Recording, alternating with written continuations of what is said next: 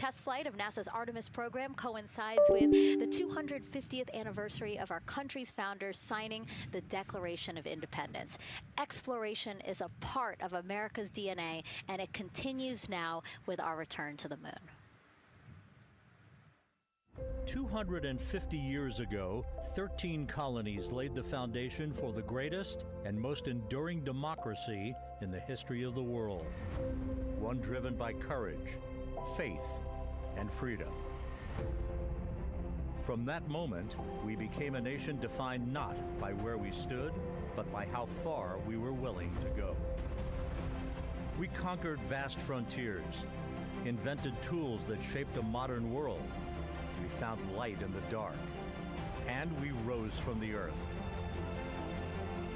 Faster, higher, farther. We pushed beyond the sky and into the unknown. We carried our courage into the cosmos, and we planted the American flag on the moon, the defining achievement of American superiority in space. Today, our curiosity stretches farther than ever. American robots search ancient rivers on Mars. New telescopes unfold to glimpse the first stars. And a new generation prepares to return to the moon, this time to stay. For 250 years, America has carried the light of humanity forward. But American exceptionalism isn't inherited, it's earned. Our greatness comes not only from what we've done, but what we're still determined to discover. Because in every era, across every horizon, America is at its best when it's reaching for something greater. America celebrates 250 years, and we are leading the world into the future.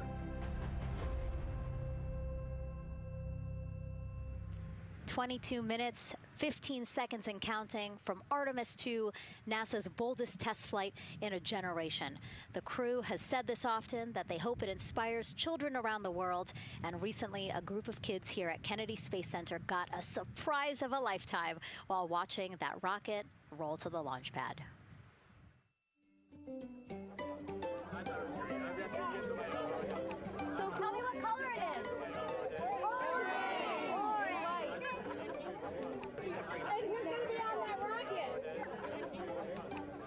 We're going to be on that rocket. I can make it a little bit longer. Did you see it? Okay, so everybody's looking at the rocket because it is kind of cool and impressive. One of the coolest things happening over there right now, though, is it's on top of a giant tractor. Doesn't all food come in like tubes? It's in these like little plastic bags. You have to like rehydrate it. Sushi. There's not. I haven't seen sushi in space. It's probably hard to keep that back. Sushi mashed together. My favorite part was this one little girl, she had a question. She had patiently held her hand for a long time, and Christina turns to her and says, okay, what's your question? She just goes, I forgot. It was like, that's a perfect little kid moment. I just like, wait, are you my mother's cartoon astronauts? What? Say that again? Never mind. It's a little hard to say. Go Artemis! These two? Yeah. Put it on. Yeah. there you go. I like your dabbing astronaut back there. It's just so fun to see the enthusiasm, the energy, and a little bit of chaos. 3, 2, 1.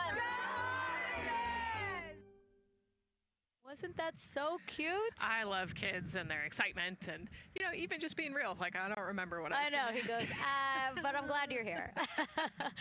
Now here we are, Space Center Houston. The crowd has exponentially grown throughout the day. We started showing you live shots from in there probably an hour ago. And now take a look at all the people there getting ready to witness history together. It's something really special to be able to witness something like this together. Yeah, you know, we've heard from celebrities and officials and kids, and, you know, it's amazing. People from all around the world came here today to Florida to watch, so it's something, it's hard to put into words, just how much support for this mission we're seeing today. And great news, too. Remember, the team was tracking an issue with the launch abort system battery. They appear to have cleared that issue, so we are go for launch. Yes, it's exciting.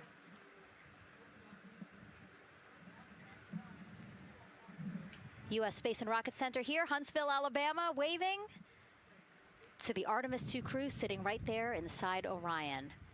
Inside of 20 minutes from the opening of our launch window, and right now we are targeting the top of that launch window. So we could be launching here in about 19 minutes, Nicole. Wow, I don't know if I expected this today. I'm excited, and I'm glad they were able to clear the problem with the battery on the LAS, and everything has gone really smoothly today. It's been great. The weather cleared up. It's a beautiful day for a launch.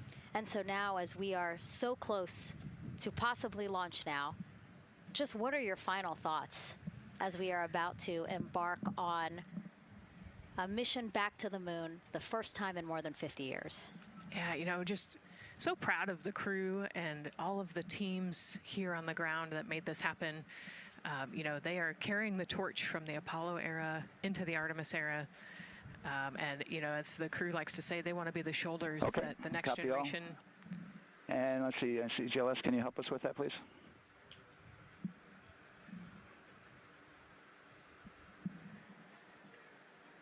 They want to be the crew wants to be the shoulders that the next generation can climb on. 001. I think it's in their patch. We're going for all. It's in the name of their capsule, integrity, representing humility and the professionalism of everyone that got them there today. So proud of them. We love them. We're excited for them, and we cannot wait to see what they see. Just leveraging everything we've learned so far as an agency, taking us from Apollo now to the launch pad here, 39B, with Orion and SLS poised to again fly us into the history books.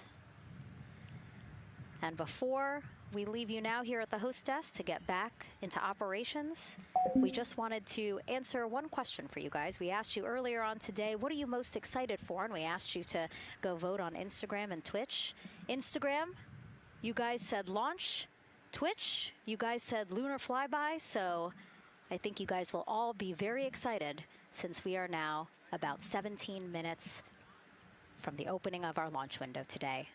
And so with that, as we approach terminal count, let's send it back to Daryl Nail in Firing Room 1. Daryl. All right, thank you, Megan and Nicole. And just want to give you an update on the launch abort system that you just reported that they cleared. They believe, they're convinced, this is an instrumentation failure.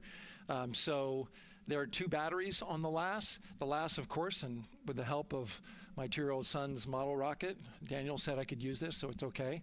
The LAS is right here. It's the tower above Orion. Orion capsule's inside of here. It's used to pull Orion off the rocket in case something's going on with the rocket, either on the pad or in flight. 2 batteries are bad. Well, I'm sorry, one of the 2 batteries reported an out-of-family temperature, and it was very much out of family. And so they checked their data going back into the vehicle assembly building where they recharged the batteries and worked on them. And they have good, solid data, they reported, that tells them that this is an instrumentation failure, that there's something wrong with the sensor. And so they took it before the mission management team, which has to accept the risk, any changes to launch commit criteria, which this would be one, and they all fully accepted it. So now we are clear as far as that constraint is concerned. And one quick thing as we count down now, we are getting into the final minutes before liftoff. There's a 2-hour window. We haven't quite set the T0 yet, but this is a list of the cutouts. There are 150 cutouts that are included for this 2-hour launch window, and that's important. They're in very small print. That's important because there's basically 16 minutes inside this window that they cannot launch. And these are because of small things flying in orbit. There's a lot more things in orbit than there were back in Artemis 1 when we had 35 to 40 cutouts. For that reason, because of these 156 cutouts, they're going to be managing the launch window as we go forward. So they may have to wait out one of these cutouts. They range in time between 2 seconds to 23 seconds, but you'll hear the NASA test director talk through that. We're getting ready to merge that loop from NASA test director Jeff Spaulding.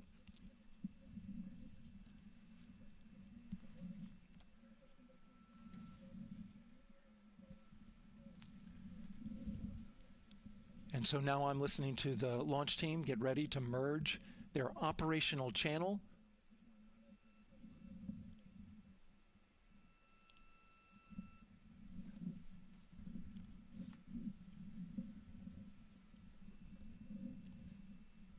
We're now entering one of the most consequential phases of launch day, and that's terminal count, the final 10 minutes. And OTC, NTD on 212 for comm check.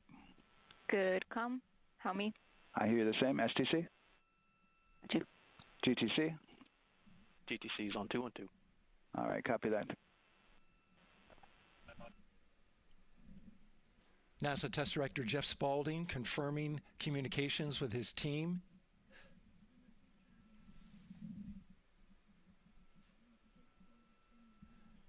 There will be 2 polls that we'll hear.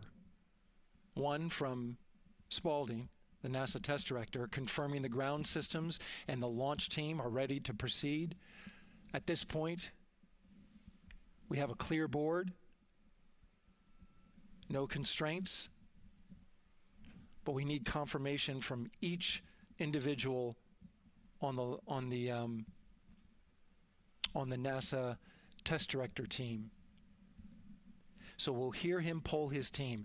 The other poll that we're waiting for is the poll from Launch Director Charlie Blackwell Thompson, who will take that final status from NASA management before giving the go to come out of a hold. And you're seeing the clock count down at L minus 12 minutes. CCL, OTC, Orion, RS1. CCL. Yes, sir. Reconfigure ARS primary loop ISO valves. Copy, that's in work. And CDR, OTC, Orion, RS1. Go.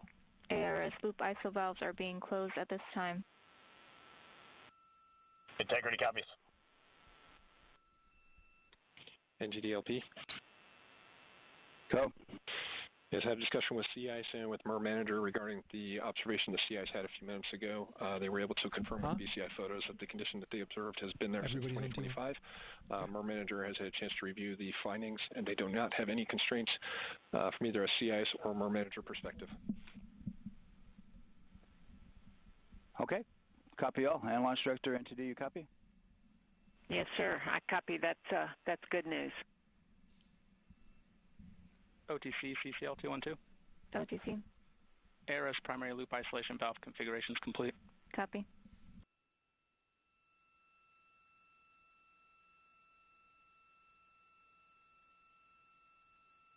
And CGLS NTD, cancel pending, please. GLS copies, and that's complete. All right, and for all personnel, we got a little bit more work to do before we pick up the clock, and we're about a little over a minute from getting to T-minus 10 minutes, but we've canceled the resume time there, and then we'll pick it up after we get through all of our work and anything else that we need to do to get through the remainder of counts. So we'll continue working that to get to our T0 today. So when we get to about 50 seconds from now, we'll extend that hold. CVSE OTC. CVSE 400 290, looking to verify that we are configured for ascent. Yep, give me about 2 more minutes. I'm going to start CMA2 streaming. Copy. NTD, COSE, hold requested. Copy that. I have an LCC violation of O-CT-004, S-band transponder anomaly. This was a transient LCC violation, so transponder 1 had a demodulated SNR estimate that went down to 2 dBm when it should have been between 10 and 13. It is now back up to 12, but we did lose that for just a moment. It does not appear that we lost our bit sync or carrier lock, which would be indicative that we lost our lock with the vehicle. So at this point, recommendation would still be go. However, we do have a pre-planned contingency procedure if we want to look at that. But again, this was transient, so we're back in a nominal range. All right, let's see, LPE NTD. Yeah, we're not seeing that hit, so I guess the question for COSE, was that less than 3 samples? Is that below our persistence? Stand by, let me look. It did look like it did persist for several seconds on mine, but let me take a look at the number of samples. Could I get a repeat on the affected LCC, please? Yes, ma'am. That's going to be O-CT-004. Thank you.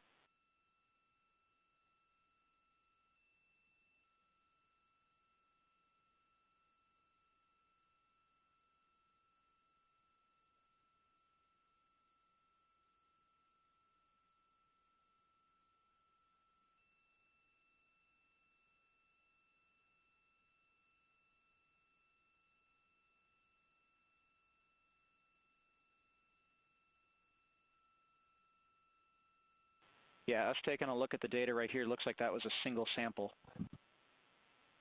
Yeah, copy that. RFTS does report that they also lost lock for about 5 seconds. So I would love to ask KUS and see if they also lost lock with the vehicle for any extended amount of period.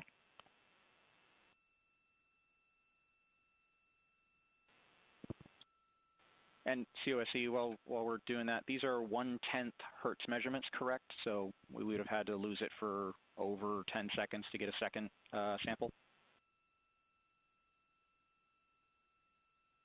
Yes, sir, that's correct. It is 1/10 hertz.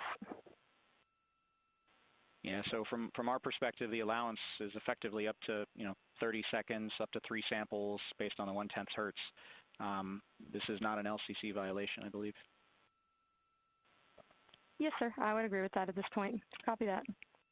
We're checking with KUS on 232. I don't think they have 212 access. We're trying to verify, but it sounds like they have a loss of lock as well. About 2 seconds. Okay. And I guess for both KUS and COSE, do we have lock now? That's affirmed. We do have lock for COSE.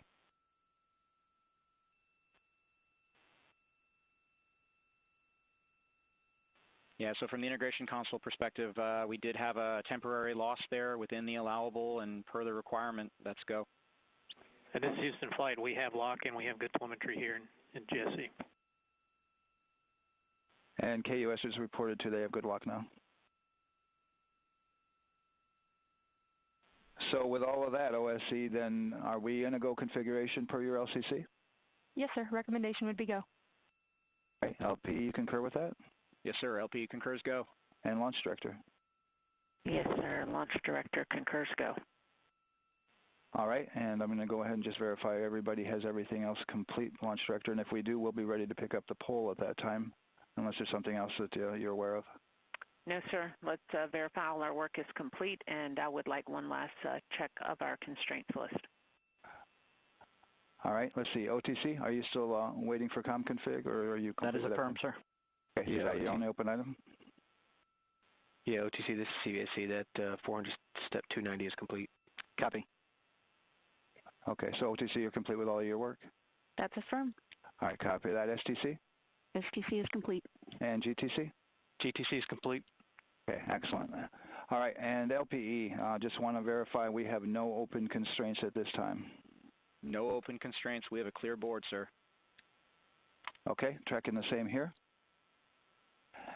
And Launch Director, with that, we are clear and ready to pick up the launch readiness poll with your go. All right, sir. I am go for the poll. All right.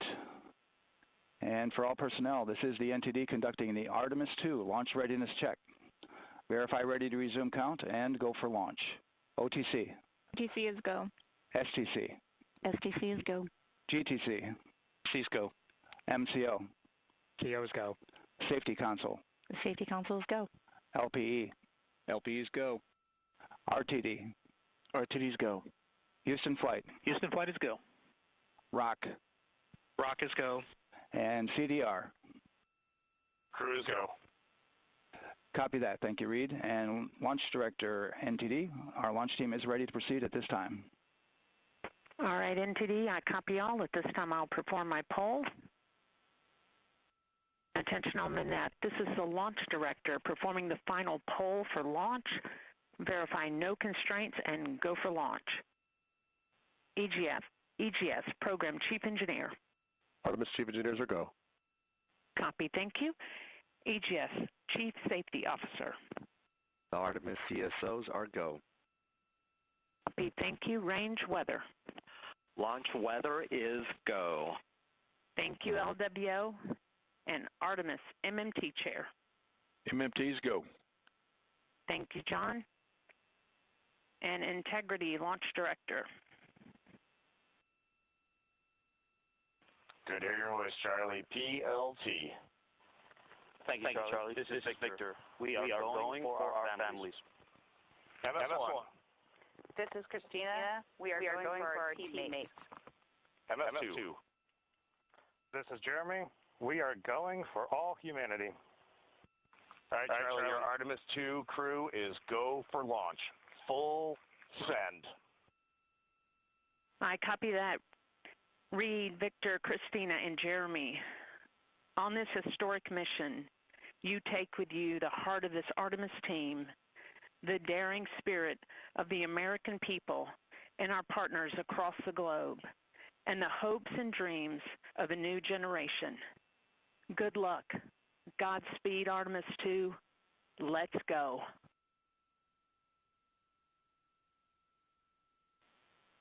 And NTD Launch Director. Go ahead, Launch Director. Yes, sir. You have a go to proceed with countdown. Copy that. I'll put it in work. CDR, NTD. Go. Your risers and initiate short purge per your EPROC 10.1.1, steps 8 and 9. 10.1.1, 8 and 9 going to work. Copy. CVSE, NTD. Start and verify recordings of our Orion cameras. Copy. Okay. Well, there you heard it. RSR, NTD. RSR. They're getting ready to start terminal count. arm rotation enable at this time, please. It's currently at T-minus 10 minutes. Once we wrap up this last bit of work, SNA arm rotation enable complete. We're going to start that clock. Copy that. Thank you. Integrity crew, close and lock visors.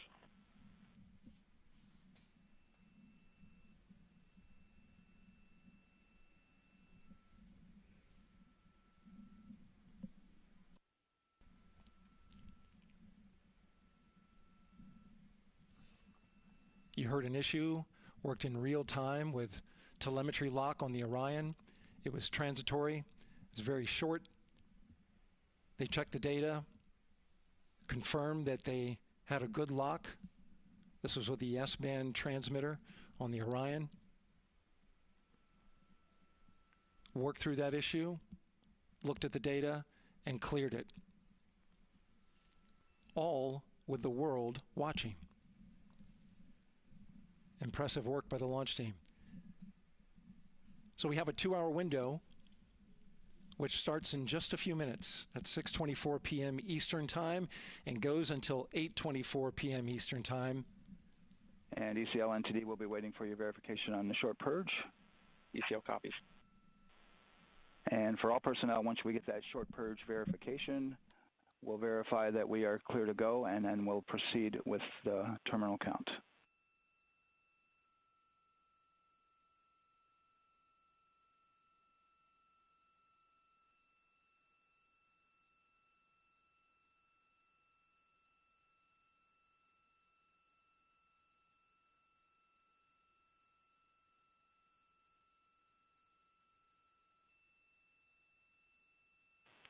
ECL time estimate? About a minute. Copy.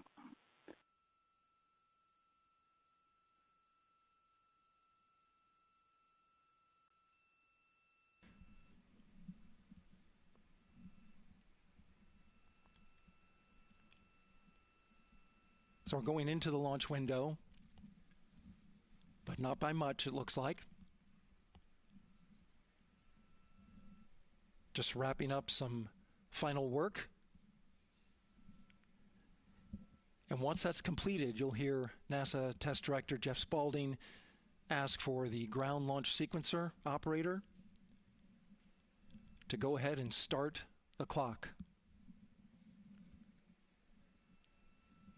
The ground launch sequencer is an application software. It runs on top of the launch control system in the firing room, acts like a conductor of an orchestra, executing hundreds of commands in precise order and timing. It's all autonomous. NTD CCL 212, short purge initiation is verified.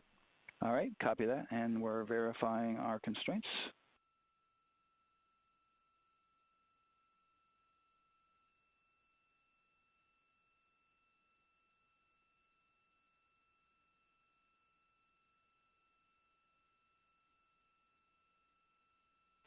All right, and we're clear from cutouts. And with that, we're going to resume the clock momentarily. And CGLS, you can resume the clock on your mark. GLS copies. 3, 2, 1, mark. GLS mainline has been initiated. T-minus 10 minutes and counting.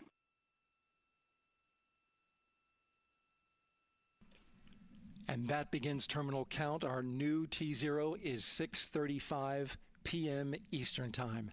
6:35 p.m. Eastern Time. We are now counting down to liftoff of Artemis 2.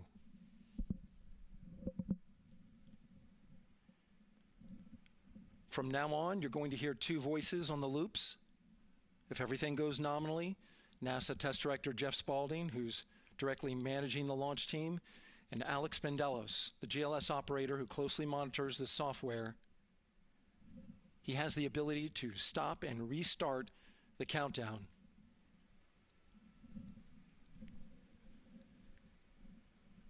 A lot of people ask about whether there's a launch button. There certainly is not. Flight and Rock, our new T0 is 22:35:12. Houston flight copies. Rock copies. 22:35:12. Affirm. There you heard confirmation of the exact T0, 6:35 and 12 seconds p.m. Eastern Time. Again, our T0 is 6:35 and 12 seconds p.m. Eastern Time. But as I was saying, there's no launch button. This is autonomous. But there is a button that keeps you from launching, and that button allows the GLS operator to pause the countdown outside of terminal count and during terminal count and submit a hold to the next holding point. So the clock won't stop right away. If there's an issue, we'll go to the next stable holding point. This is how GLS configures the rocket and ground systems to a stable point where they can stop the countdown if that's needed. But right now, we are counting down. Our next big milestone, looking to retract the crew access arm. GLS is go for crew access arm retract. And there you see the crew access arm moving away.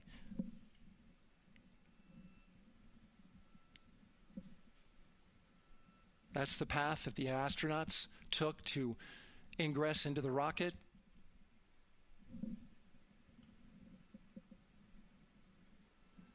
Until this point, that was their way off the pad if they needed to evacuate. But now with that arm retracting, the backup transitions to a launch abort system, and they'll begin arming that shortly.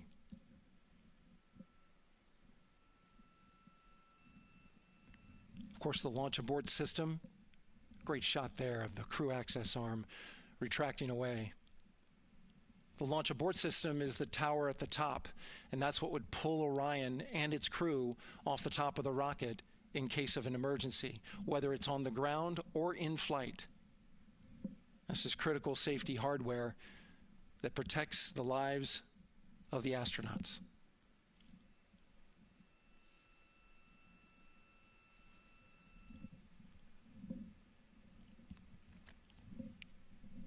Starting at T-minus 6 minutes, the GLS will start bringing that and other high-energy systems online, starting with core stage pressurization.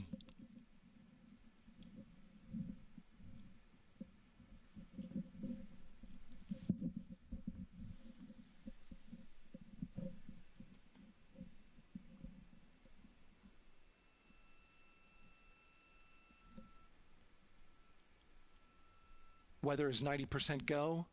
The range is go. All systems are go.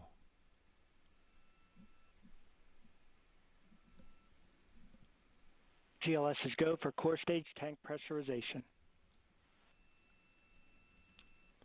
That means the replenish valve for the liquid hydrogen tank has now closed, and that tank is beginning to pressurize to flight levels because that hydrogen is naturally boiling inside the tank. We'll get the liquid oxygen tank a little later in the count. Now the team is waiting for verification that, if needed, the Artemis 2 crew could use the launch abort system to pull Orion safely off the top of the rocket in an emergency. Let's listen in for that call. GLS verifies last capability available. And CDR, do you copy?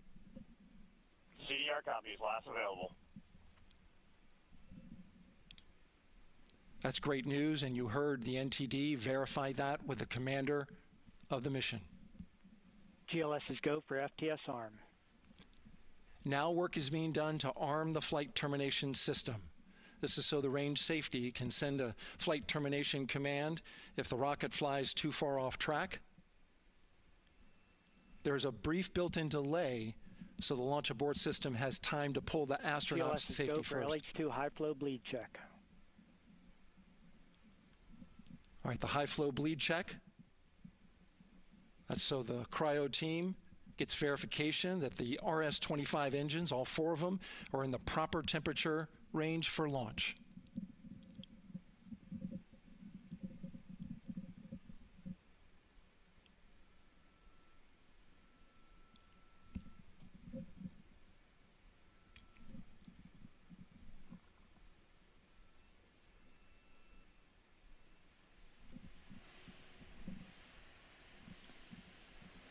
GLS is go for core stage APU start. Core stage APUs start. Those are auxiliary power units, high-speed turbines which provide pressure to hydraulic pumps that steer the RS-25 engines. We're going to see a gimbal test a little later at T-minus 2 minutes and 30 seconds. This is what allows that to happen.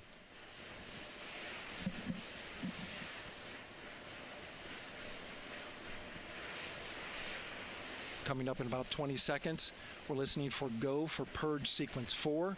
That's a helium purge of the 4 core stage engines downstream of the propellant valve. This gets all the air and moisture out of there.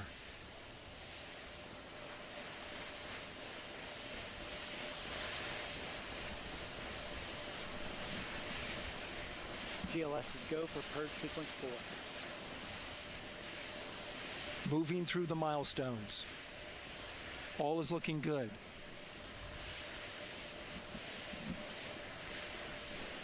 Coming up in just a few seconds, we're going to get that thrust vector control actuator test. This is a gimbaling of the engines.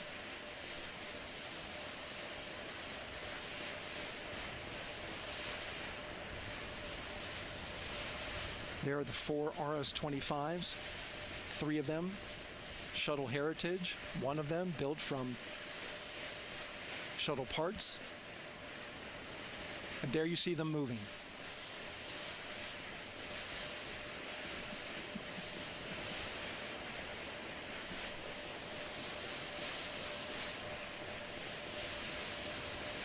Now we're going to start moving the power from both the upper stage and the lower stage of the rocket to internal, taking ground power away and now going to battery power. GLS is go for upper stage to internal power. All right, power is removed from the rocket's upper stage, the ICPS, and it's been switched to battery. Same milestone for the lower core stage coming up at T-minus 1 minute and 30 seconds. Right now, the 4-person Artemis II crew is 248,000 miles away from the moon. And if all goes well, they will fly by it in 6 days. GLS is go for core stage to internal power. All right, there's the rocket's core stage, which houses 3 flight computers, is now on its own power. There's no more hold time because there's no more margin on these batteries. So we would have to recycle back to T-minus 10 to recharge if we had a hold.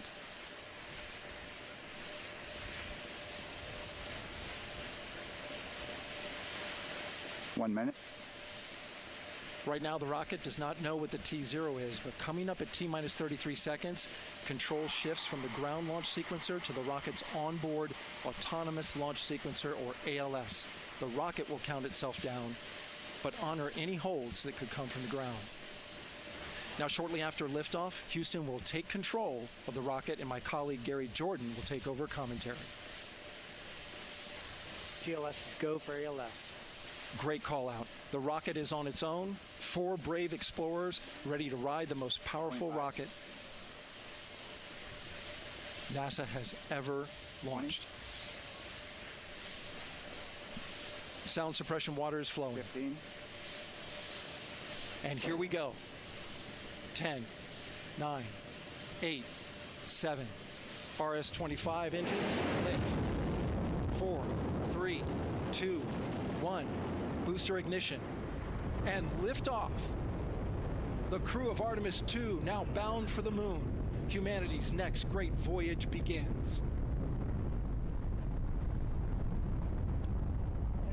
Good roll pitch. Roger, roll pitch.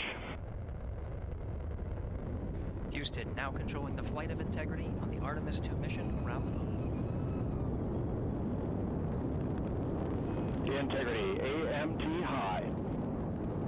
AMT high. On time passing 30 seconds into the flights. Integrity passes the alternate MECO. Target milestone. Mission Control Houston seeing good performance on 4 main engines. Space Launch System core stage. Integrity, 3 miles in altitude. Traveling more than 1,200 miles per hour.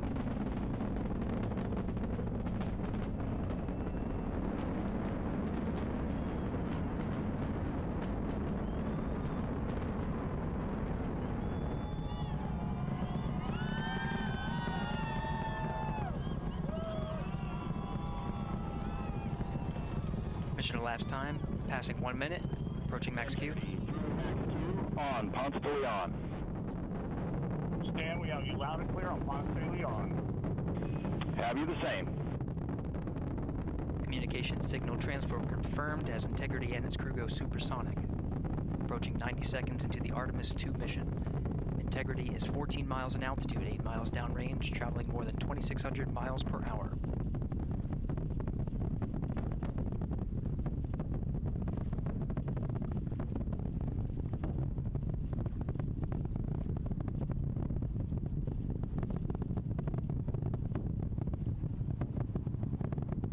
Minute 50 seconds of mission elapsed time, standing by for main engine throttle down to 85%, ahead of solid rocket booster separation, expected at the 2-minute 9-second mark. We see throttle down.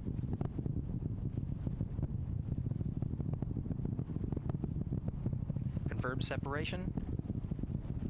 Main engines throttling up, guidance converged.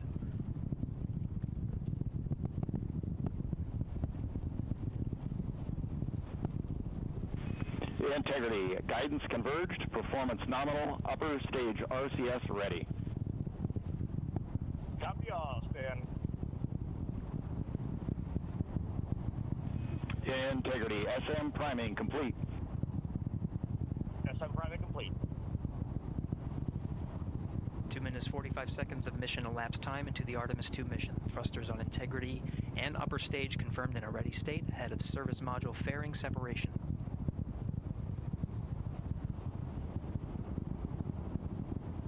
3 minutes into the flight. Integrity, 49 miles in altitude, 78 miles downrange, now passing 5,000 miles per hour.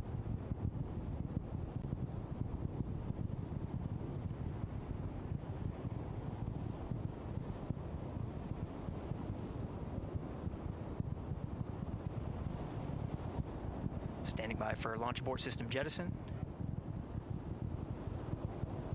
Houston Integrity, good last jettison, great view. Copy jettison, Team Eco 8+02. We see the same on board, Stan. And Houston has you loud and clear on TDRS at the Kármán line. Outstanding, Stan, we have you the same. 3 minutes 50 seconds into the flight of Artemis 2, Wiseman, Glover, Cook, and Hansen cross the boundary to space with good comm checks. GPS signals acquired after last jettison now working on internal checks to verify accuracy. Flight Dynamics Officer analyzed the time of main engine cutoff, confirmed at 8 minutes 2 seconds, time of MECO.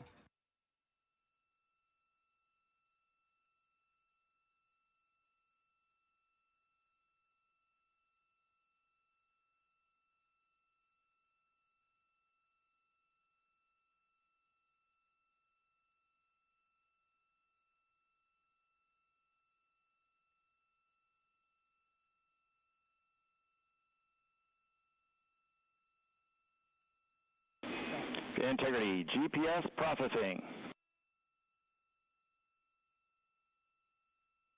Outstanding, Stan. We see the same, and we have a beautiful moonrise. We're headed right at it.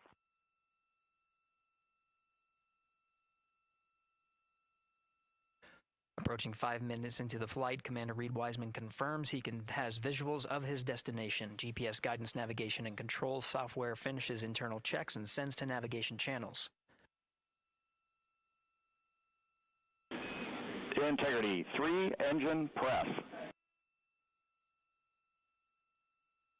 3 engine press.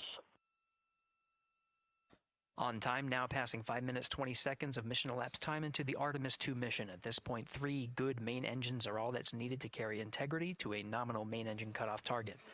Though at this time, we're seeing 4 good engines here in Mission Control Houston. Integrity, 75 miles in altitude, 330 miles downrange, approaching 10,000 miles per hour.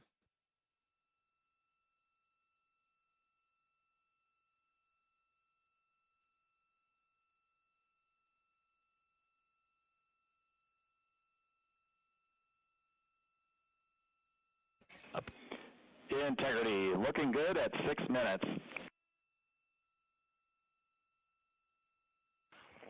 Same on board, Stan. Good trajectory and engine performance. Booster officer will soon report the shutdown plan to Flight Director Judd Friedling, expected at the 7-minute mark.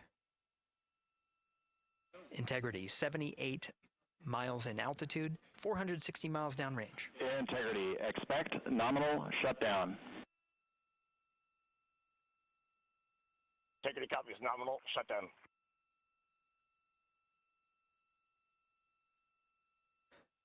Six minutes 40 seconds of mission elapsed time. Shutdown plan is as expected. Again, the time of MECO was confirmed at 8 minutes 2 seconds into the flight.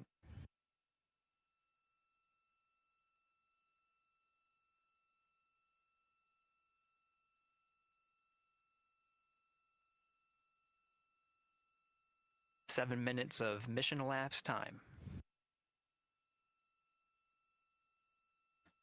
Throttling down as we approach the abort once around option. Milestone at the 7-minute 30-second mark. Now 84 miles in altitude, 650 miles downrange, traveling more than 15,000 miles per hour. Integrity, AOA open. AOA open.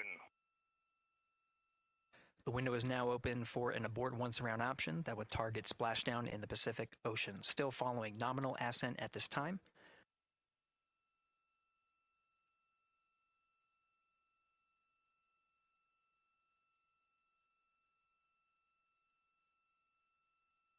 About 10 seconds remaining until the main engine cutoff of the Space Launch System core stage.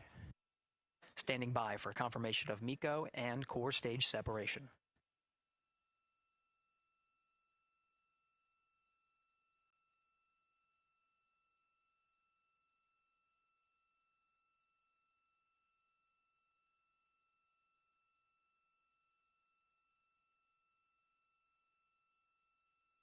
Integrity and nominal MECO, core stage separated.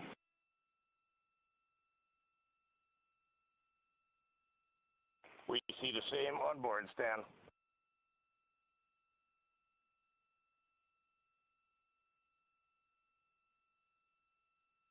Eight minutes 40 seconds into the flight, we have a nominal main engine cutoff heading in the right trajectory on the way to swing around the moon. Core stage has separated, done its job. The Space Launch System upper stage, the Inner Rim Cryogenic Propulsion Stage, or ICPS, still attached to the Orion spacecraft.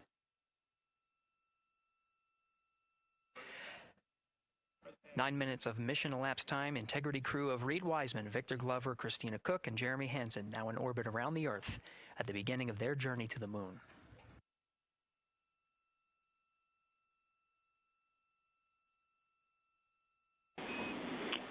Integrity Houston, looking ahead to PRM numbers so far per the pad.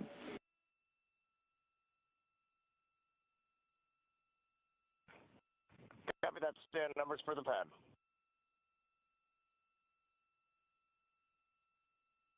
Capcom Stan Loves now reminding the crew that the perigee raise maneuver time of ignition is as expected prior to booster ignition. That time being 49 minutes, 50 seconds of mission elapsed time.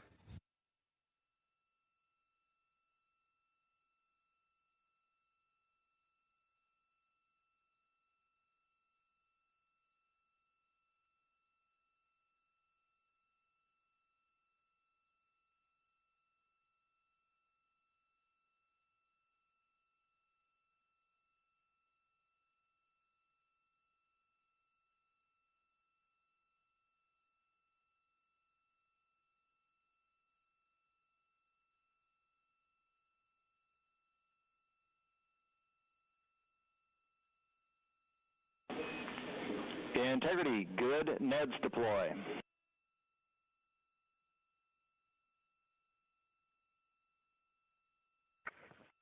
Copy that, Stan. Good, Neds.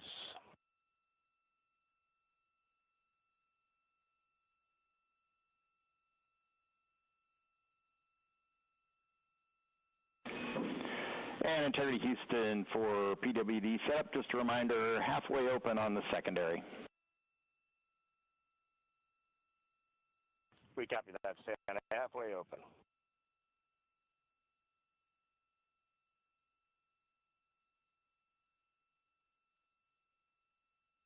Passing 11 minutes of mission elapsed time. Here, overhearing the conversation between Capcom Stan Love and Commander Reed Wiseman, already passing some milestones. We have a good nozzle extension deployment system. That is confirmed, complete. We also have the visors are confirmed up. Now past the dynamic phase of flight, that is ascent. Their launch and entry suits that provided them an extra layer of protection. Now not as needed. They're going to raise those visors. And later in today's mission, they will begin to egress or get out of the suits to begin some of their initial tasks of activating some of the systems aboard in the Integrity spacecraft. It's passing 12 minutes of mission elapsed time. Again, the perigee raise maneuver that's targeted near 50 minutes of mission elapsed time, 49 minutes, 50 seconds. That's what the crew is going to be working towards. The Commander Reed Wiseman, pilot Victor Glover will focus on preparing for that milestone. In the meantime, mission specialist Christina Cook and Jeremy Hansen will start some of the activation of environmental control life support systems. You may hear confirmation of their activation over the Orion to Earth communication network.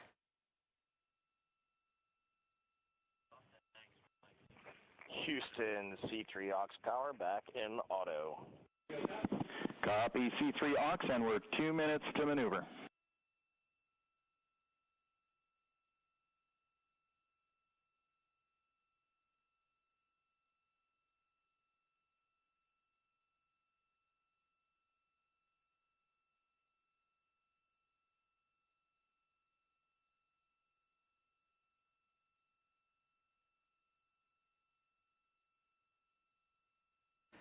"13 minutes and 30 seconds of mission elapsed time. We're going to continue to follow the crew of the Artemis 2 mission. They are beginning their journey around the moon to verify the systems that will take us to its surface. An incredible ascent. Artemis 2 is underway. Reed Wiseman, Victor Glover, Christina Cook, and Jeremy Hansen begin their journey to the moon. Still milestones to come up as we await solar array deploy and the critical burns that will get Integrity into high Earth orbit around the Earth before engines are fired to get us around the moon. We'll keep tabs on Integrity and its crew from here in Mission Control Houston. But for now, we're going to send it back to you, Megan and Nicole at the Kennedy Space Center. Very jealous to hear how the launch experience was over on the Space Coast. Yeah, Gary, if people are just joining us, welcome back to the Space Coast, where we just saw Artemis 2 lift off 14 minutes ago. And wow, what an amazing launch, and an emotional one, too, as soon as the rocket lifted off. Nicole, you had tears in your eyes, I had tears in my eyes, and we had all these people around us cheering. It was amazing. Yeah, the energy was wonderful. I mean, it was a beautiful launch.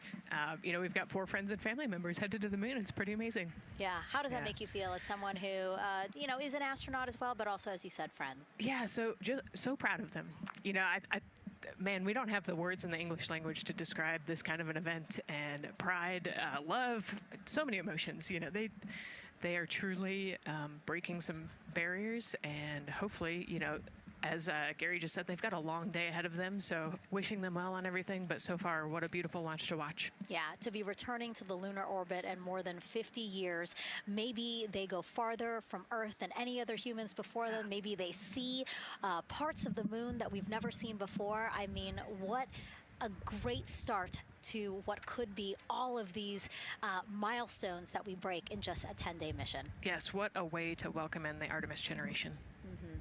Yeah, how do you feel? I mean, we saw some beautiful shots we were covering of course, the rocket, of course, the Earth falling away as we continued up into our ascents, but also some of those crowd shots where we saw young and old just emotional, overcome by this history-making moment. Man, we are going back to the moon for all, and we saw that today. We saw that in all the crowds. And yeah, you guys just saw that view, the sunrise or sunset, I guess. They just made it over the crest of the Earth, and you could see the sun peeking over. One of my favorite views from space, and I can't imagine what they're looking at now, and I can't wait to see what they're looking at in about 5 or 6 days. Yeah, and you know, I know a lot of people are like, you know what, I'm surprised this launched on the first try, because we know, like any little thing, we have to be keeping safety in mind, and we want to make sure we're ready to go. But we were ready to go, and I think it surprised a lot of people.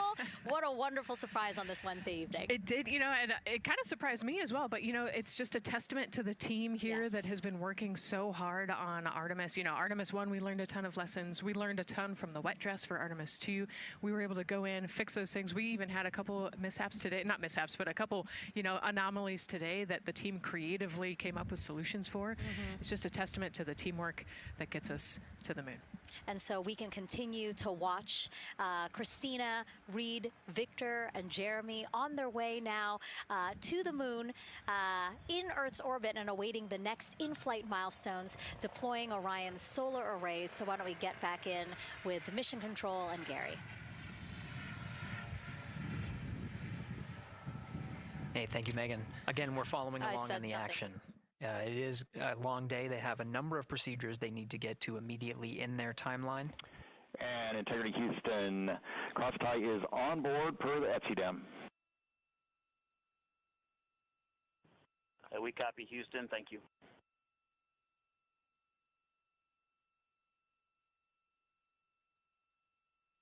Cross-tie referring to flight controllers here initiating a connection between some of the batteries aboard the Orion spacecraft, allowing for an even distribution of power.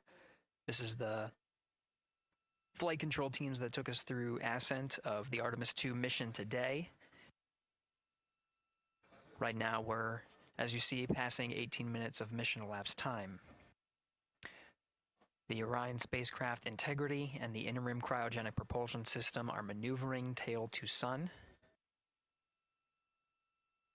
It is in this orientation, this attitude. Integrity anywhere until that momentary prop caution.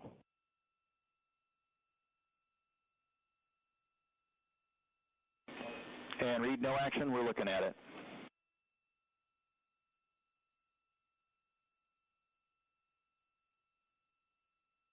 Commander Reed Wiseman verifying what is being routed to his displays aboard Integrity. Propulsion engineer confirming that no action is needed at this time. They're pressing through with their nominal procedures to prepare for the perigee raise maneuver. And of course, the solar array wing deploy ahead of that. The solar wing deploy is a critical milestone. We'll continue to have our coverage follow the mission until that deployment. A successful launch is just the beginning. The deployment of the solar arrays and successful confirmation that those solar array wings are drawing power is a significant milestone, and says to the flight control teams that we will continue on today's mission. Power needs to be drawn to continue through some of the next milestones. Until then, the AOA open option that was called up upon ascent, the aboard once around, is the current option, and aboard to orbit option ATO will be switched to a preferred mode at the time that the solar array wings are deployed and latched. It gives the flight control teams a little bit more flexibility. Integrity Houston, update on TDRS handover for your pad.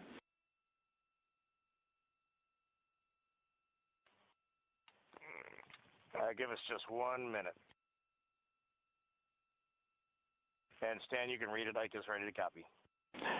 Roger. TDRS handover east to west expected 1 second earlier at 5:1 minutes 26 seconds.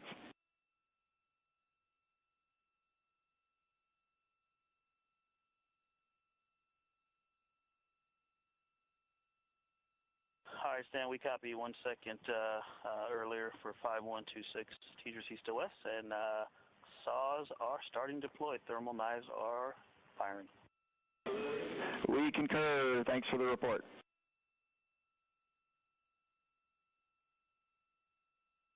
Readback of the reports that you just heard on the Orion to Earth network. Integrity has maneuvered tail to sun. The RL-10 nozzle on the end of the ICPS is pointed towards the sun, and the solar array deployment sequence has begun. With the deployment confirmed, it'll be several minutes until they are what is called in a latched position. Once they are latched and confirmed to be drawing power, they can switch the mode to ATO and continue along the mission.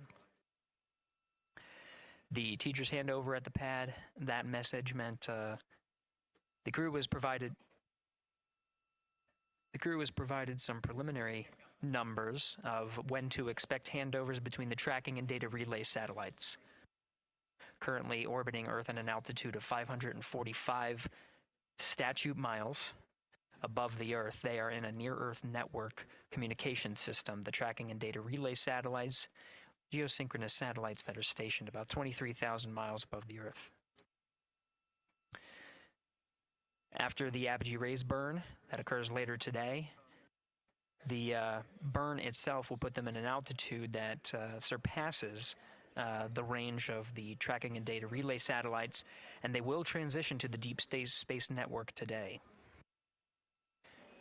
And Integrity, for prop messages, we see 2 temperature measurements right near the line. It's that momentary message you saw earlier. We're going to suppress those. It's CM helium heater 2 T1 and heater 1 T1. They're going suppressed. Integrity, thank you. We see the same.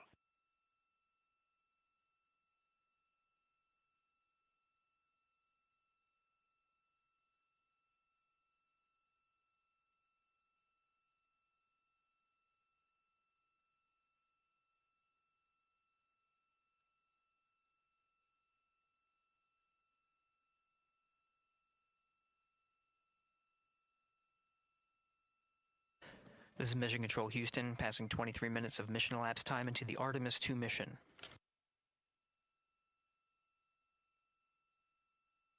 This is after a launch that began at 5:35 and 12 seconds Central Time, 6:35 and 12 seconds p.m. Eastern Time. Right now, the orientation you're seeing from our aero visualization that translates some of the telemetry that we're getting from the spacecraft and puts it into a model so you can follow along on some of the milestones that we are following here. The RL-10 nozzle that you see at the left end of your screen, though it is currently not firing, that nozzle is pointed towards the sun, and the solar arrays are currently deploying. From this visualization, they look fully stowed in a position. Integrity, we are happy to report that Jeremy has the O2 sensors on. Copy O2 sensors.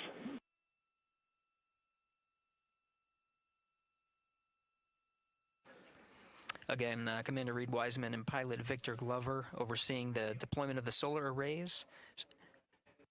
And we'll follow the attitude maneuver changes ahead of the first burn of the ICPS engine, the perigee raise maneuver. Integrity Houston, we see 4 saws deployed and latched, ready for ATO preferred. Yeah, we're almost there in the procedure stand, and we see the same thing. And Integrity Houston, we are seeing a 7-second miscompare between the MET on Orion and ICPS. We'd like you to read us the MET from your center status bar and for the ICPS on StackSum.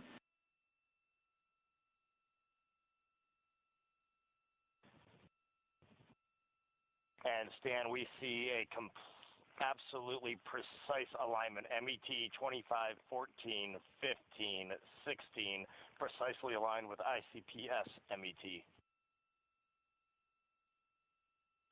Copy. Thank you for that. We'll investigate a ground issue. And Houston Integrity, ATO preferred set. Copy. ATO preferred.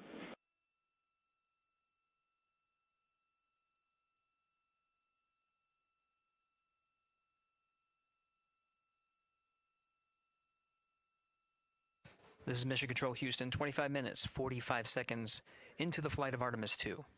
We have confirmation that all 4 solar array wings are deployed and latched. This is the configuration needed to switch to ATO preferred, which you did hear confirmed from pilot Victor Glover. That mode has been switched. There was also a discussion with Capcom Stan Love and Commander Reed Wiseman about the alignment of the MET clocks on the Orion spacecraft and the ICPS. Commander Reed Wiseman confirmed the clocks are in sync, no issues. They're going to investigate it on the ground. We're proceeding with today's mission. 26 minutes of mission elapsed time and counting.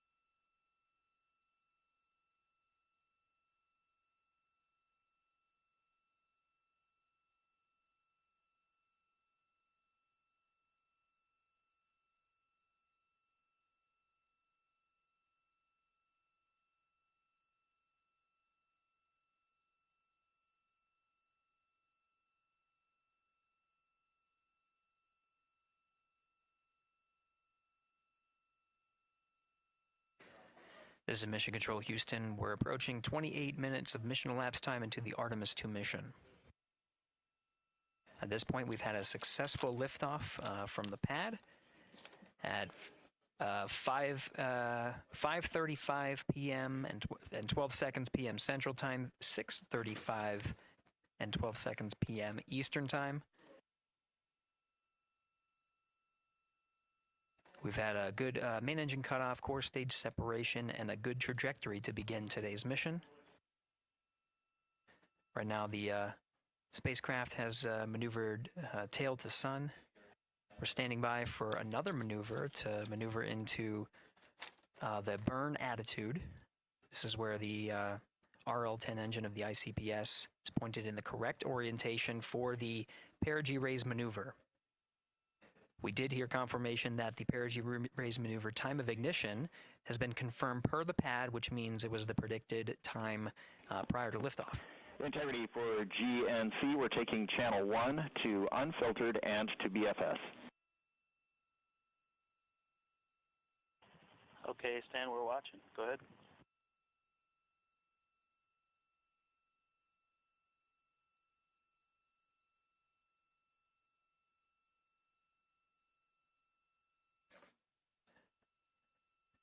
Capcom Stan Love reading up to the crew of Integrity.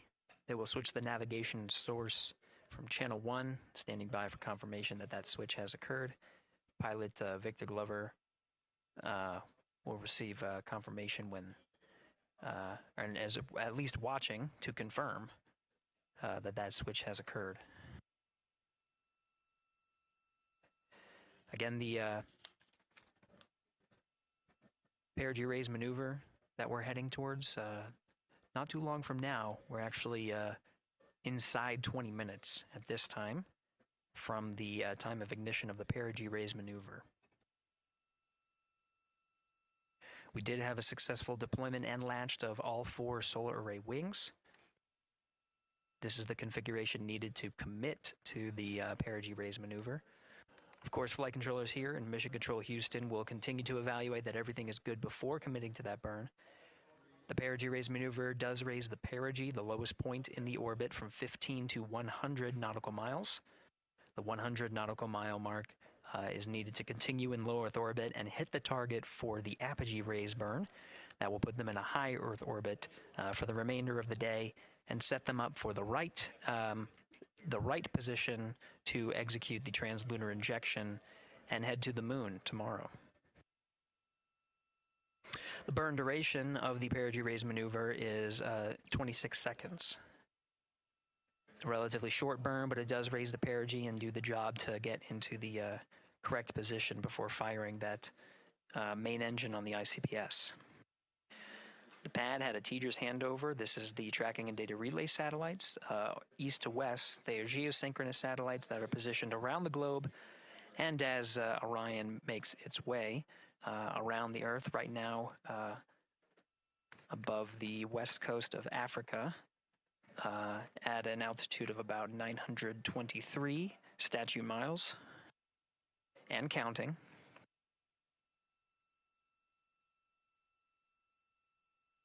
The perigee raise maneuver is not executed at the perigee. It is rather executed on the, actually closer to the apogee. But what it does is it raises the perigee on the other end of the orbit to 100 nautical miles.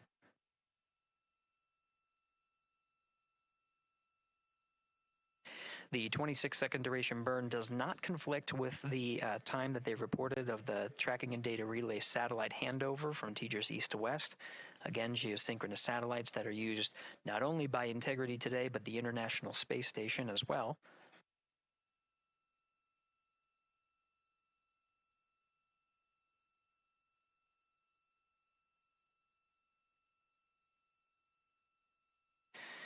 That time of handover is 51 minutes, 26 seconds.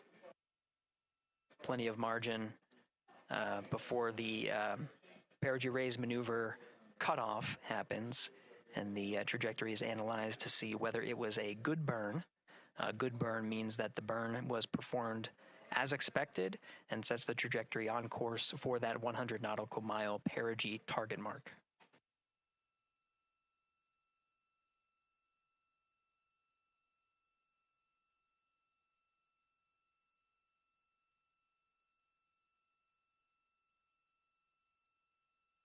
Again, for those sticking with us on NASA Plus and following along on our coverage, we will continue to follow and to cover the mission until, actually, we'll continue to cover the mission 24/7.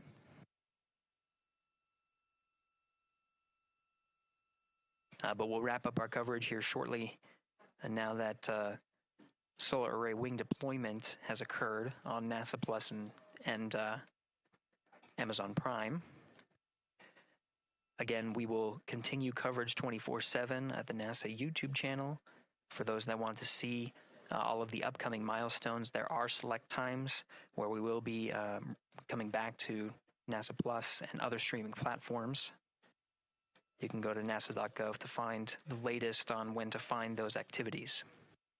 Given that this is an operational mission, we do want to make sure that we are maintaining transparency in the mission and providing you all the information on what's happening in space as Reed Wiseman, Victor Glover, Christina Cook, and Jeremy Hansen head on their mission around the moon.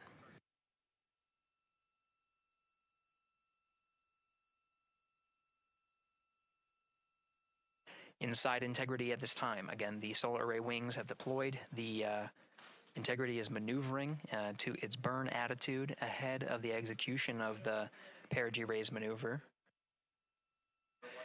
Overseeing these steps is primarily done by Commander Reed Wiseman and pilot Victor Glover. Mission specialists Christina Cook and Jeremy Hansen focusing on some of the system activation inside of Orion, namely the environmental and control and life support systems. The activation and checkout of some of these critical systems are very important to continuing on the mission, making sure that those systems are in a good condition and in a reliable condition to provide the necessary environmental and control needs of the crew with humans on board through the duration of the mission that extends 10 flight days.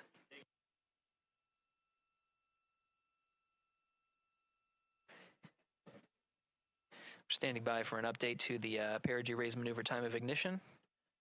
Should be right up to the crew very shortly.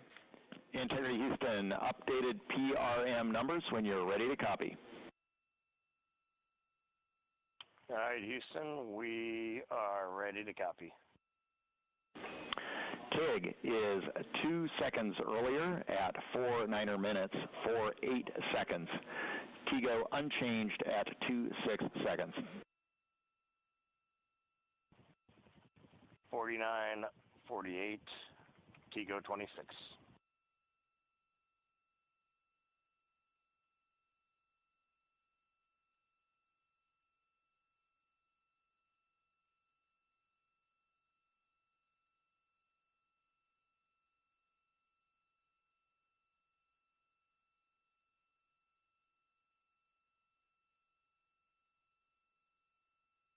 This is Mission Control Houston. With that update, we are approaching a little more than 13 minutes from the time of ignition of the perigee raise maneuver. That time updated to be 2 seconds earlier was 49 minutes, 50 seconds of mission elapsed time.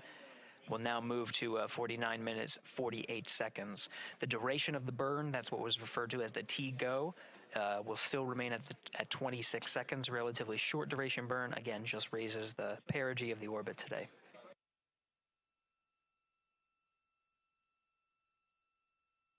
Making sure they hit the mark on that time of ignition is the primary concern of Commander Reed Wiseman and pilot Victor Glover.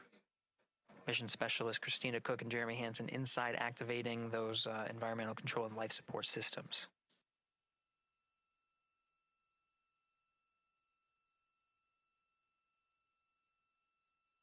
At this time, all 4 crew members are wearing the launch and entry suits. Integrity Houston, for Optimus on the PCD, we have time update instructions when you're ready.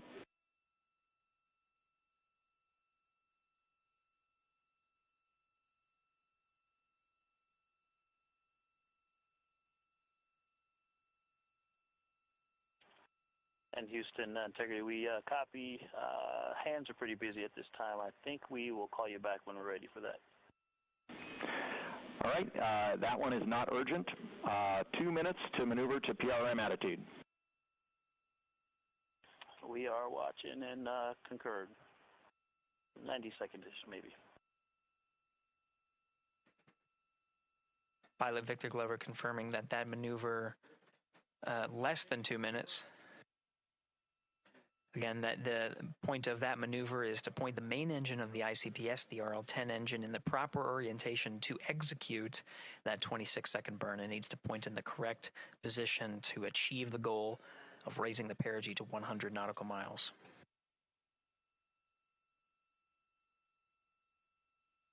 You heard some of the environmental control system activations over Orion to Earth.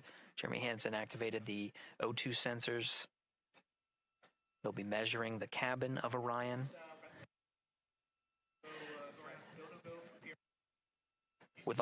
During all of the activations, here on the ground in Mission Control Houston, Flight Director Judd Freeling is doing a poll with all flight controllers in the room to see if we are in a go position to go ahead and execute the perigee raise maneuver. Once concluded, Stan Love will report it back up to the crew, and we'll stand by for that.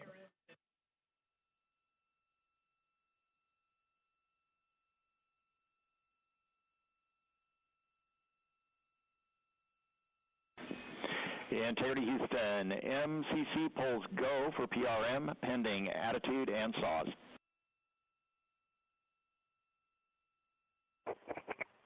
Hey, we copy. MCC is go. Maneuver starting.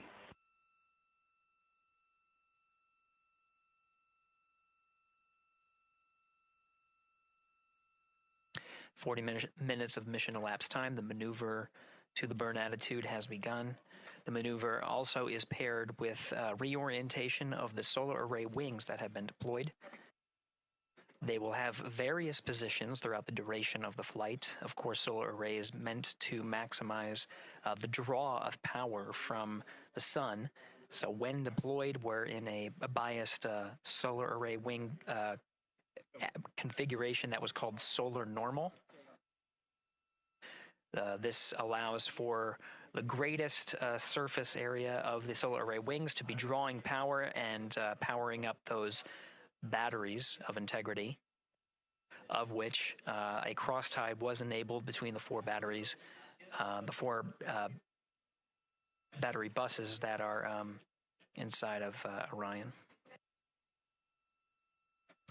However, for the perigee raise maneuver, the solar array wings will be put into a position to take on the loads imparted by the ICPS main engine when they execute the 26-second burn.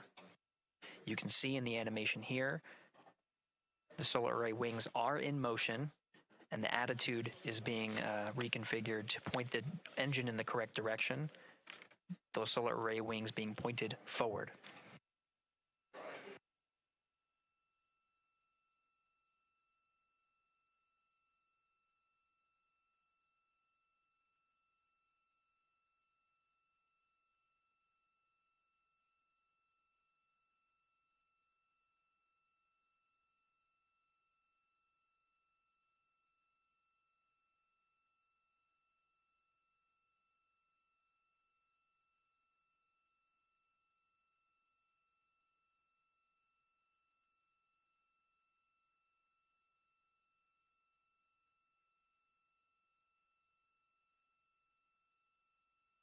You're getting a live look inside the Artemis II mission flight control room. The team you see here oversaw the ascent of our 4 astronauts inside Integrity, launching at 6:35 and 12 seconds p.m. Eastern Time. Now again, this room will be occupied 24 hours a day, 7 days a week, with flight controllers shifting on 3 shifts to oversee 24/7 operations of Artemis II while in flight. We will cover that live on the NASA YouTube channel, and we'll be covering that around the clock as we begin to wrap up our coverage here on NASA Plus. Before I do want to send it over to our colleagues at the Kennedy Space Center. And to my colleagues, it was a pleasure to join the teams at the Kennedy Space Center and be a part of such a historic launch. Here in Houston, again, we're turning our attention to the mission. And for now, we'll say farewell and thank you to our colleagues there for today's launch coverage. We'll see you again soon for Splashdown. This is Mission Control Houston, sending it back over to Megan and Nicole at the host desk. Thank you, Gary. And yes, it was such a pleasure to be a part of this historic mission that started right here at Kennedy Space Center. It was such an amazing sight to be a part of.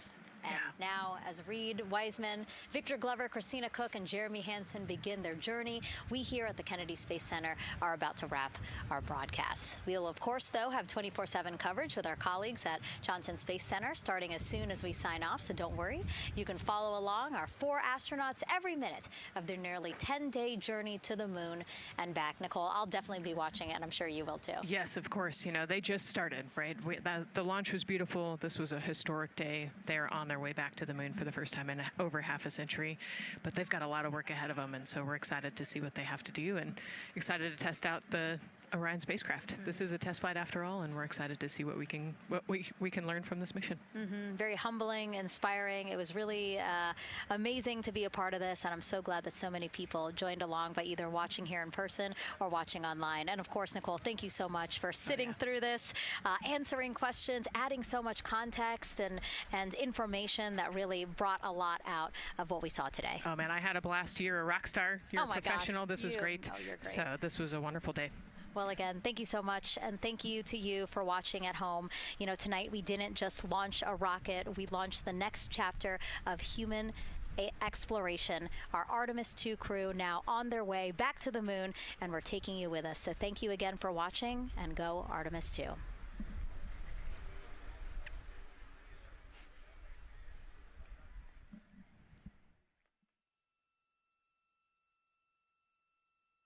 All 4 astronauts, and it appears all of them are undergoing their suit leak checks.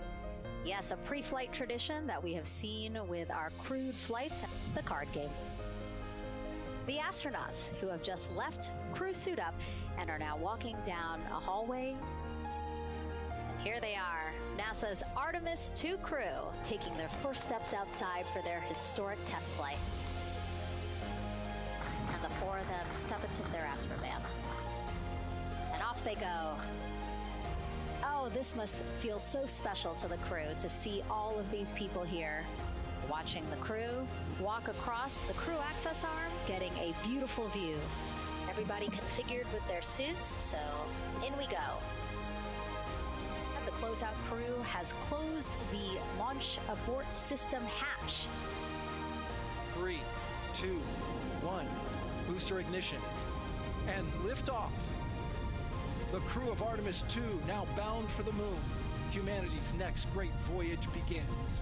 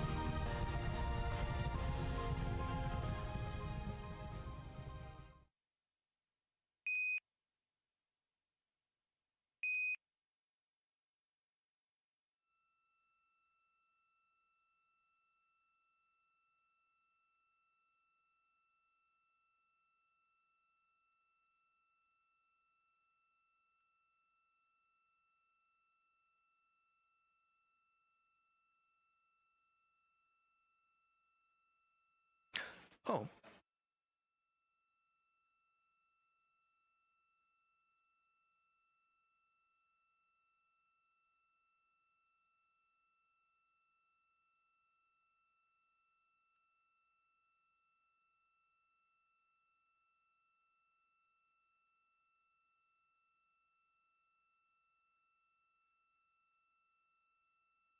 All right, this is Mission Control Houston. Welcome back for our 24/7 coverage of the Artemis 2 mission. At this time, we are a little more than 1 minute from the time of ignition of the perigee raise maneuver. At this time, the Orion spacecraft integrity has been maneuvered into the burn attitude, is pointed in the right direction, and the solar arrays are in the position to take on the loads imparted by the 26-second burn.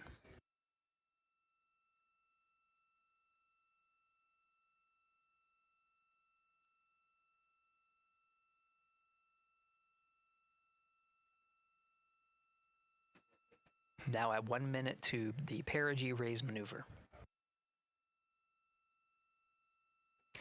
The teams here are part of the ascent team of the Artemis 2 mission. Now getting our first views from one of the solar array wing cameras over the tracking and data relay satellites. We are in a night pass as we are about a little more than 1,300 statute miles above the Earth, just east off the coast of Madagascar. So we have, you can see the Terminator line right just west of the Philippines and the west coast of Australia, where we'll start to get some sunlight again. Now we're just seconds away from the time of ignition. We have ignition.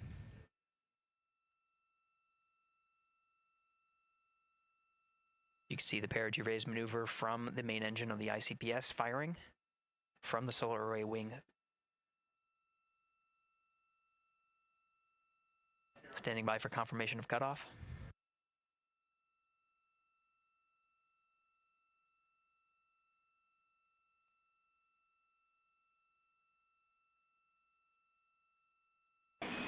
Integrity good, PRM, and 1 minute to Teeter's handover. Copy that. We see the Sable on board, and the sun is rising on Integrity. Outstanding.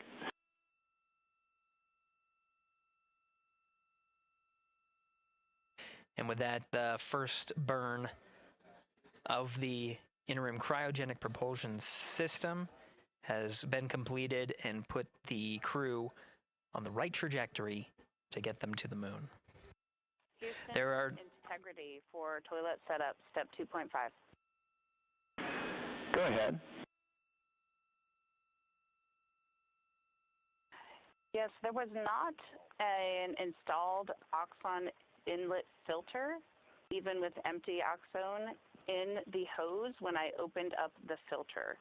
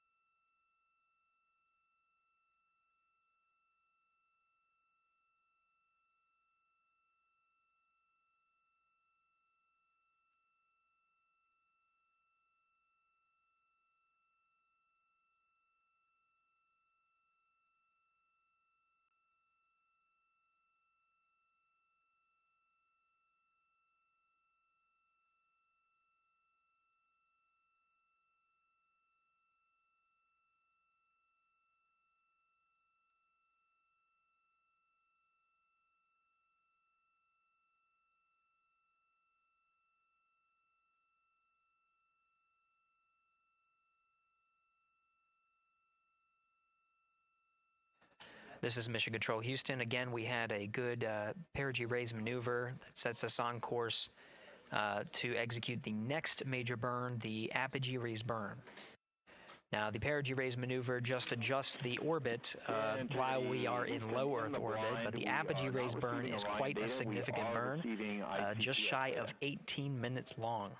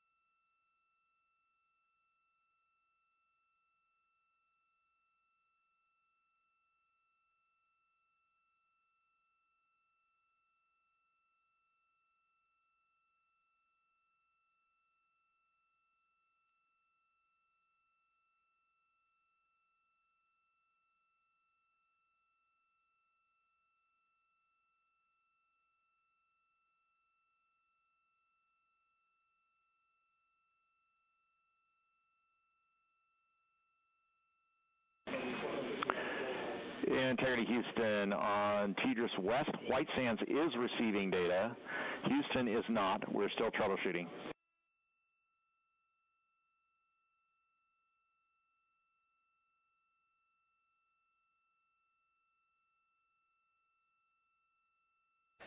That was Capcom Stan Love, part of the Ascent team here in Mission Control Houston. We changed over to point to one of the tracking and data relay satellites at the expected time. That time was updated to 51 minutes, 26 seconds of mission elapsed time, going from TDRS East to TDRS West. Upon switching to TDRS West, Mission Control Houston not seeing some of the data coming from Orion, coming from Integrity. So we're standing by to regain the ability and troubleshoot some of the rationale as to why we are having some intermittent gaps in our data and communications with the crew.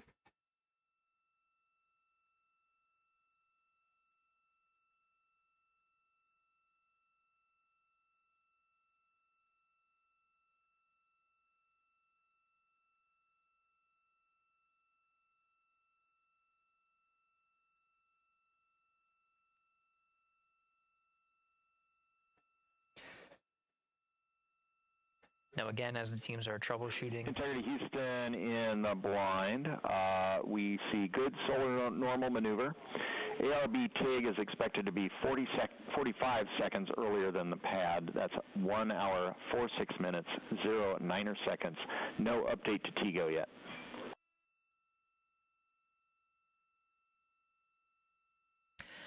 That was Capcom Stan Love here in Mission Control Houston. He used the term "in the blind." That refers to as part of the data that we are not getting from the TDRS West satellite, noting that we understand that we may not be receiving communications from the crew, though they may be able to hear us. So Stan Love reporting what status is known on our end.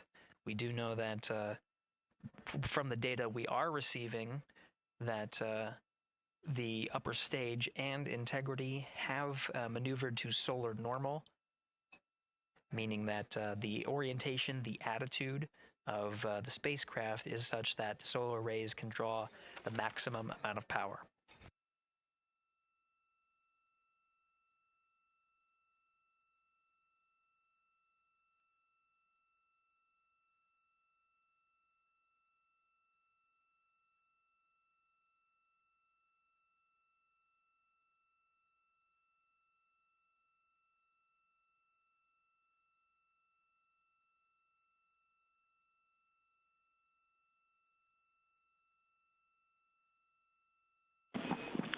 Integrity Houston in the blind for Christina. Just before the TDRS handover, we heard your report about the lack of an Oxone inlet filter. We copy that there is not one installed as expected, but please put in a new one.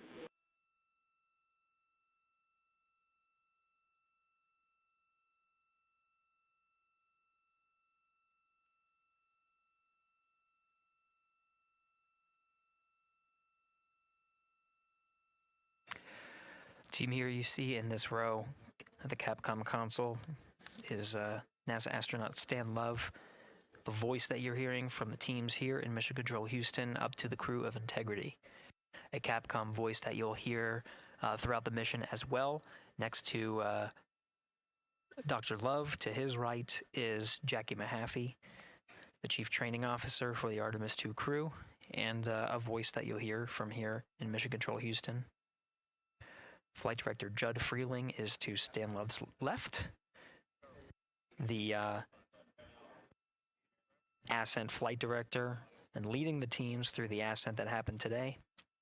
And to the left of Judd Freeling is Flight Director Rick Henfling, part of the entry teams here on console to oversee the ascent portion. He'll be returning to console on flight day 9 to prepare for the splashdown on a nominal timeline for flight day 10. Houston in the blind. We're rebooting some ground equipment to try to recover the link. Expect 10 minutes.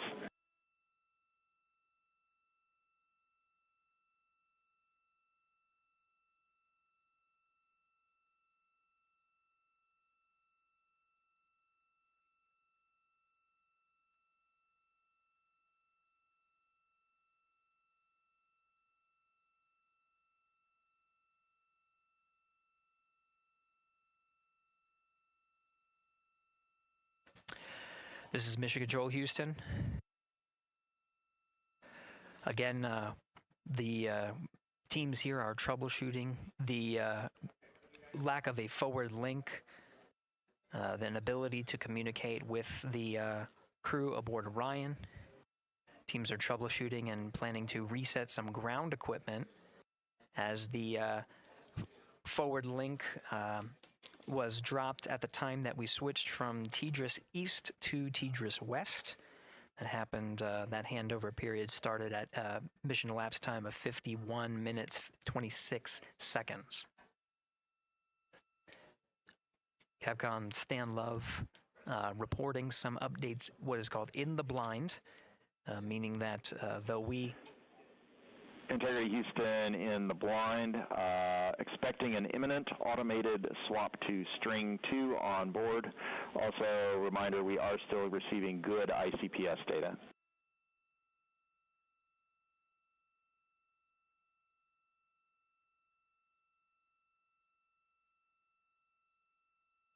Again, Capcom Stan Love reporting to the crew in the blind, meaning there may be an ability for the crew to hear the calls from the ground.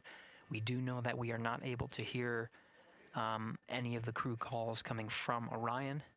We did just confirm that we are receiving data from the upper stage, and that allows us to understand and confirm the attitude and orientation of both spacecraft, knowing that they are at solar normal. And with the reboot, we're starting to get some data here. We'll confirm that the data we are receiving is good.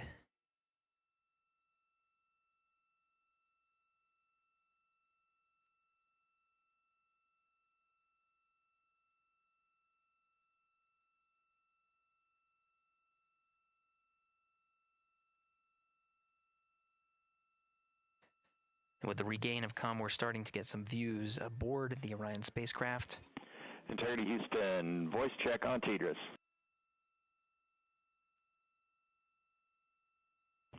Loud and clear, Stan Hollis. And we now have you the same. Good to hear your voice. And good to hear yours as well. All right, we are still trying to understand whether the automated swap to S-band string 2 recovered comm for us or what was going on the ground. We gave you calls about an ARB TIG and an Oxone inlet filter. Did you copy them? Copied all. Excellent.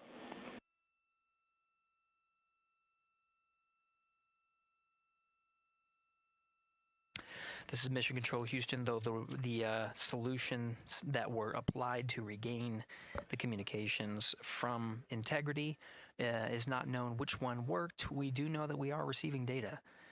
We're getting confirmation that is updating some of our telemetry that shows that the solar array wings have been reconfigured to the solar normal. Again, drawing as much power as possible. While Integrity is in flight and awaiting the next burn, the apogee raise burn. And you just heard confirmed, though Stan Love was reporting some things in the blind, meaning we could not hear the crew respond to any of the calls that were going on Orion to Earth. We did confirm from Reed Wiseman aboard Integrity that they did hear all of the calls that Capcom Stan Love was reporting. And Integrity for comm, while we are sorting out the earlier comm loss, we plan to remain on S-band string 2. Copy S-band string 2, and Quid 19 has been inhibited for right CCD. Copy Quid 19.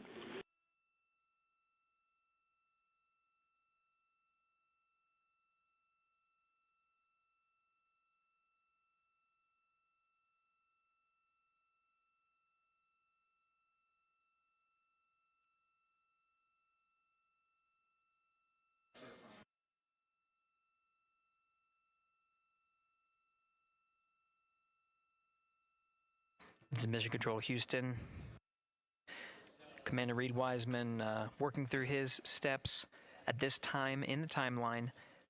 Mission Specialists Christina Cook and Jeremy Hansen should be closing out some of the procedures that were activating some of the environmental control and life support systems. And again, those steps relayed from Capcom Stan Love were received by the crew, so they did copy them, and address any of the feedback that was provided by Capcom Stan Love.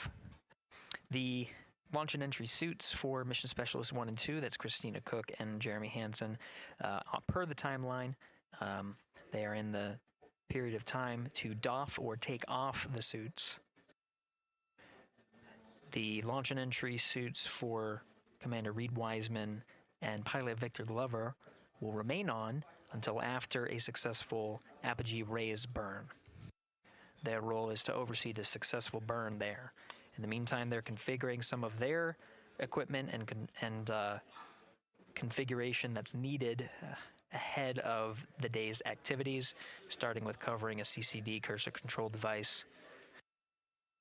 And they're well on their way to a nominal timeline, of course, addressing the communication link by resetting some ground equipment and changing the string of communications, which addressed the issue, and now we're getting full data from the ICPS as well as the Orion spacecraft.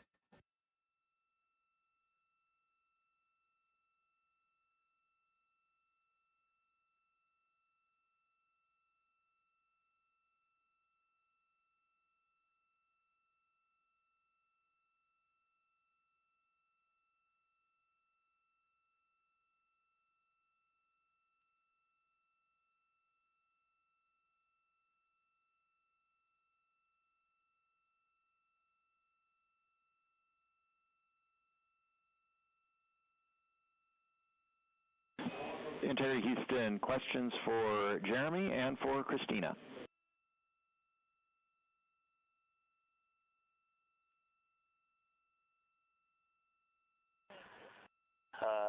Stan, can you power on the toilet, and then we'll stand by for your words for Jeremy and Christina. Toilet power up is in work.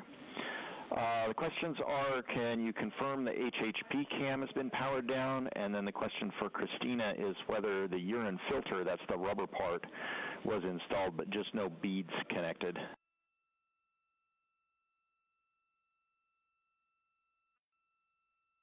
And that's affirmative. The filter was installed, no beads. Thank you. And Stan, we are wrapping up PWD right now. Jeremy will get the HHP cameras after that. There was a tremendous amount of back pressure on all those settings, so it's taken a little bit of all the connectors, so it's taken a little bit of time. Copy. Thank you.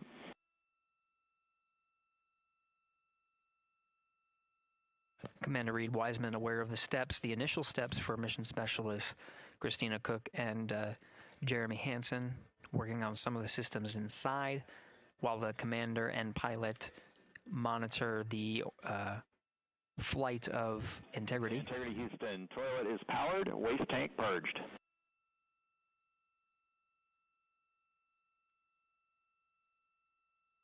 We copy that, Stan. Thank you. Some of the equipment inside needs to be activated by flight controllers here in Mission Control Houston. The activation of some of these necessary for their trip on their first day in orbit as part of the Artemis 2 mission.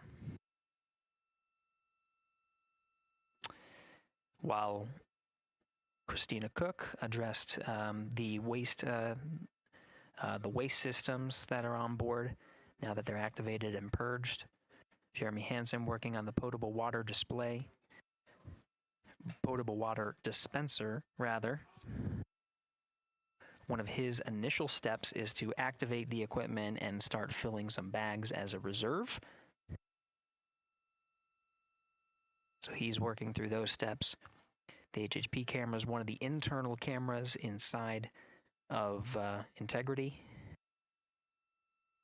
HHP camera was one that was captured through the duration of ascent and recorded into the flight computers. Go ahead.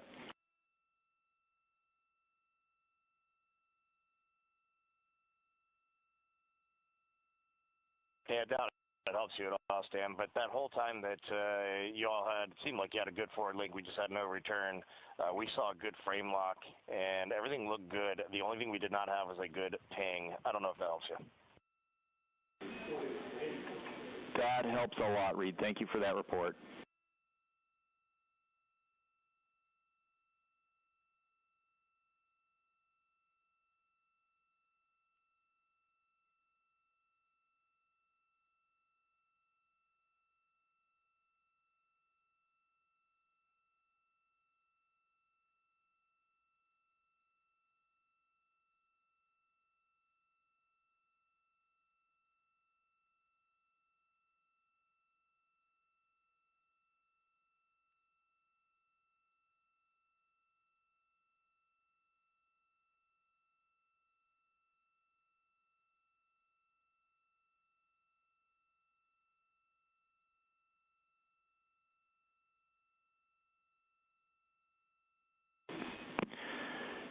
Terry Houston for SAW. We saw the SAW 3 brake go into error position.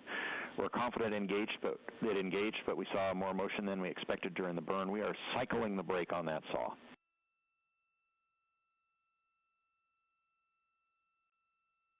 Okay, Stan, we copy that.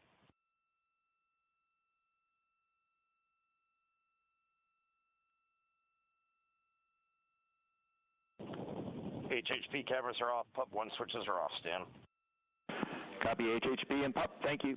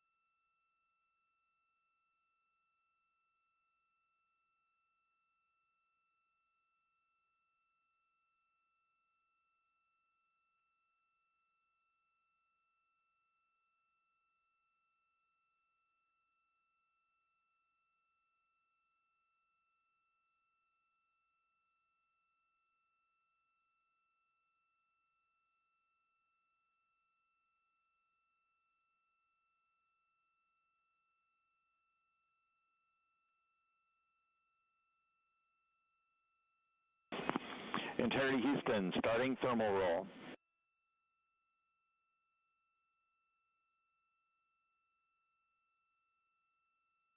Houston Integrity on toilet, step 6.7.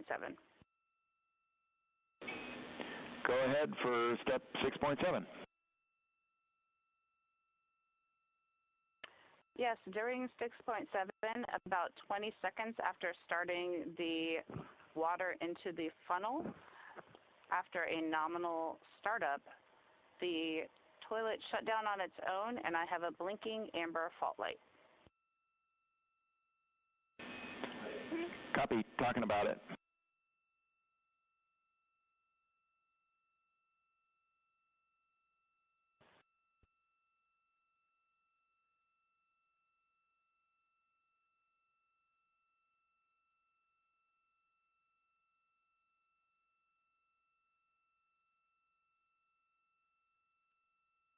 And integrity for toilet, we're going to have to think about that for a while. In the meantime, CCUs are available in Alpha 2.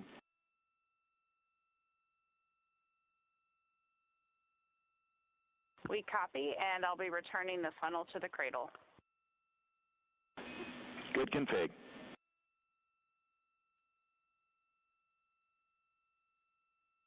This is Mission Control Houston, a readback of some of the communications that occurred on Orion to Earth. We're now at 1 hour, 17 minutes of mission elapsed time. We got confirmation that the upper stage and Integrity began a thermal roll. They are on the illuminated side of the Earth right now at an altitude of just a little more than 1,000 statute miles. The thermal roll allows for even distribution of heating from the sun at that altitude. Distributes it a little more evenly ahead of the apogee rays burn. In the meantime, Mission Specialist Christina Cook working on the activation of some environmental control life support systems and waste management systems. Currently, as teams on the ground analyze some troubleshooting of the activation steps that she was going through, she'll gather some of the backup waste management capabilities that they have aboard Integrity, just as a precaution while the teams assess how to address what was reported down from Mission Specialist Christina Cook on the fault light.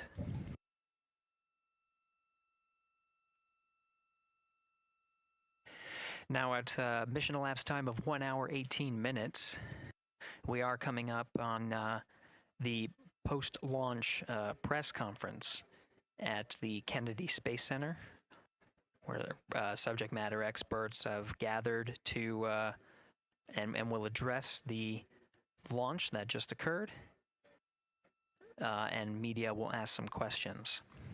As part of our continuous coverage plan, where we are streaming this mission 24 hours a day, 7 days a week, throughout the duration of the Artemis 2 mission, the briefings themselves will also be streamed on this platform.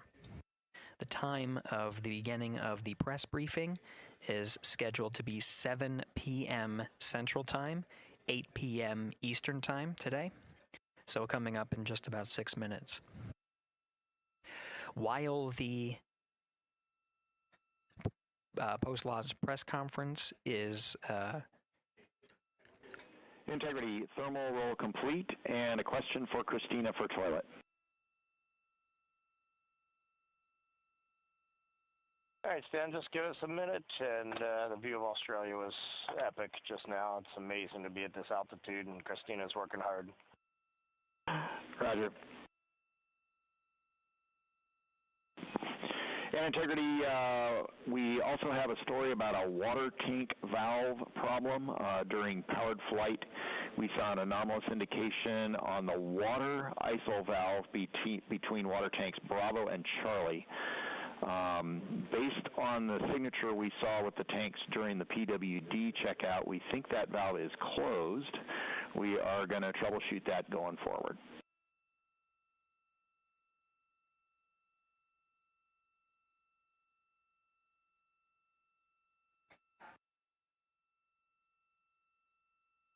Quick recap, the thermal roll is complete, distributing. Dan, when you got Equus.N2H2O up, give me a call. I'm looking at it. Tab stop 17, we show that valve closed, if that helps you. That is also what we see, and that's exactly the valve we're looking at. Related to that, question for Jeremy. For the PWD checkout, did you check out the primary first or the secondary first?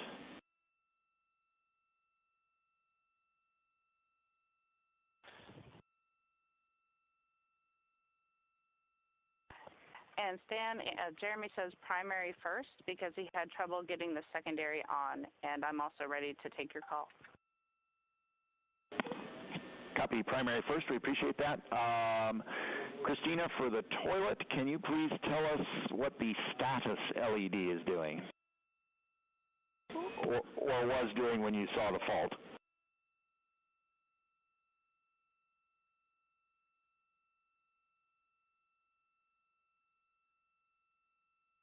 It had been on per normal, and there was good suction, and then it turned off when the fault started blinking. That's valuable information. Thank you. Teams on the ground continuing to troubleshoot the waste management systems aboard Integrity. Now we'll continue to follow the mission here as the 4 astronauts work on the steps to activate some of the systems and prepare for the apogee raise burn. About 3 minutes from now, 7 p.m.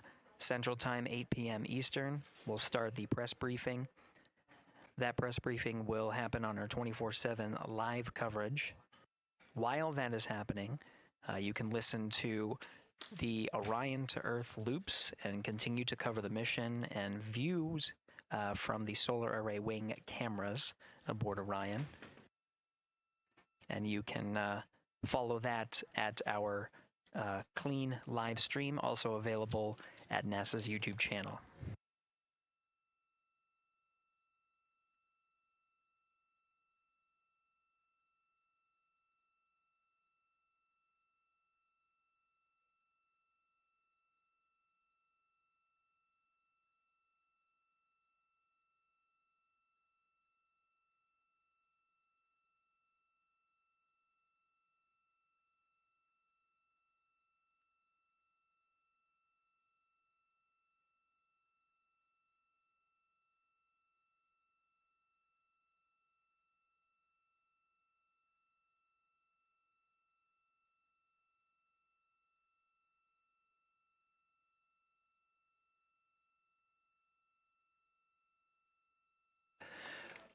This is Mission Control Houston, passing 1 hour and 23 minutes of mission elapsed time into the Artemis 2 mission.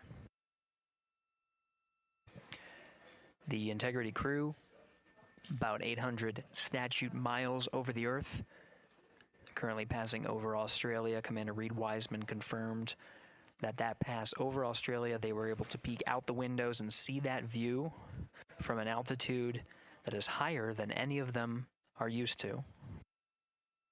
Jeremy. Integrity Houston for GNC, we are taking channel 1 to unfiltered and BFS.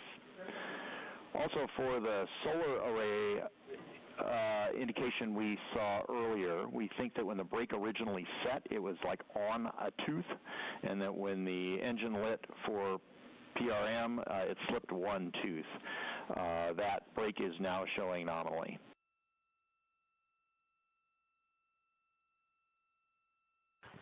Okay, Tanya, we copy that, and I'm just curious. I feel like about a half an hour ago you took 1 to unfiltered and BFS. Is this nominal, or did something happen?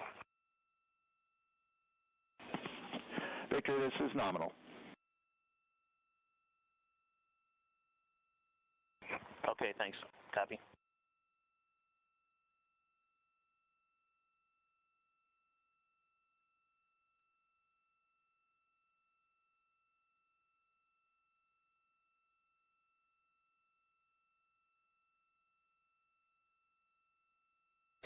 Now 7 p.m. Central Time at a mission elapsed time of 1 hour 25 minutes. An update for viewers. We are continuing to cover the Artemis 2 mission and see live views from the solar array wings.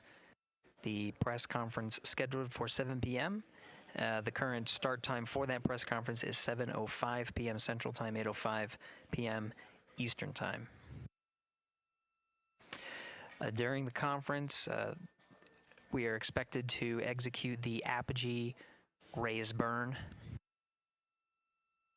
We're a little more than 20 minutes from the time of ignition of that burn. We do know that the time of ignition has been updated from the pad. This is the predicted time of ignition and trajectory that was uploaded to the crew prior to liftoff. The current time of ignition is 1 hour 46 minutes and 9 seconds of mission elapsed time.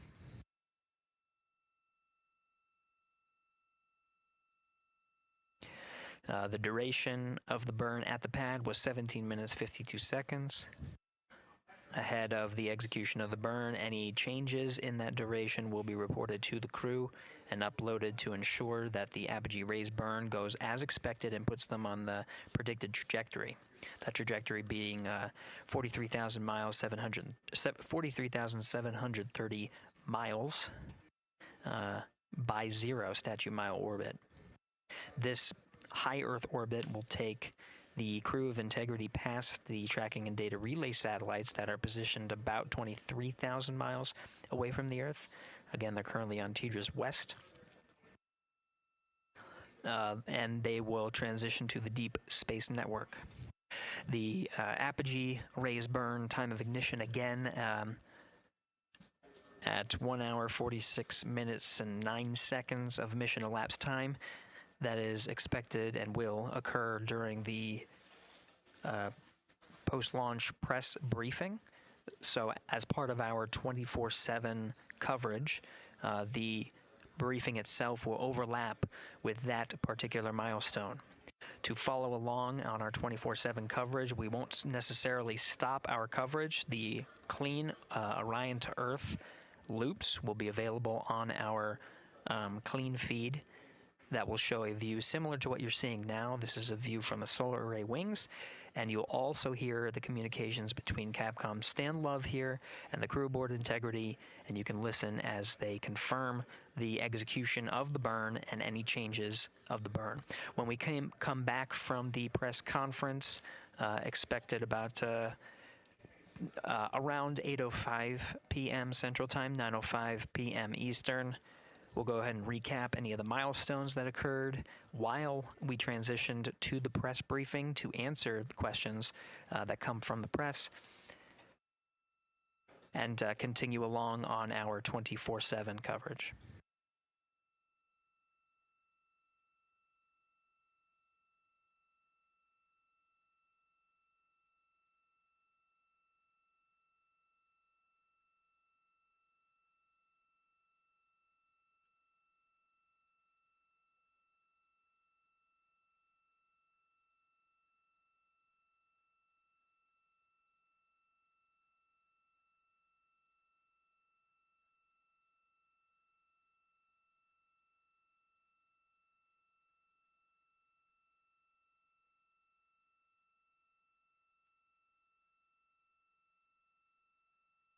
Houston Integrity for CFC install.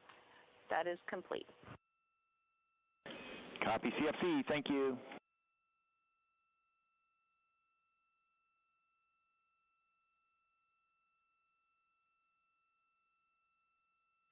Okay, in Houston, just want to let you know, since we're running a touch behind timeline, we have not yet started suit doff for any of the forward crew members. We'll get to it in a bit.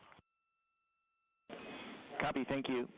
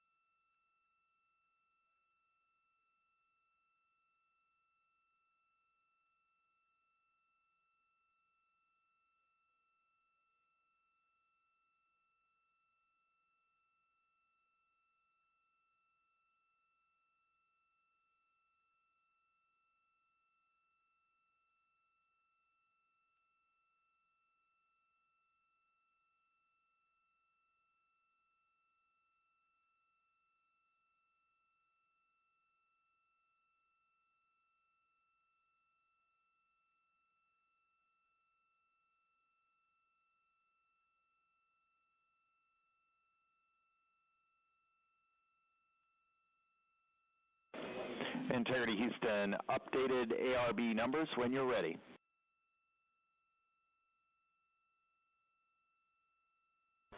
Stan, we are ready. And sorry, false alarm. Still integrating on the ground. We'll be back with you shortly.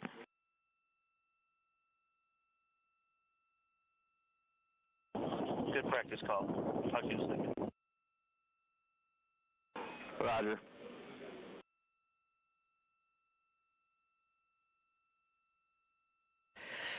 This is Mission Control Houston. For those still with us, the press briefing that was scheduled to begin at 7:05 will begin shortly. They're just getting set up, and just stay tuned until we are able to transition to beginning. Activity on Jeremy's timeline is complete.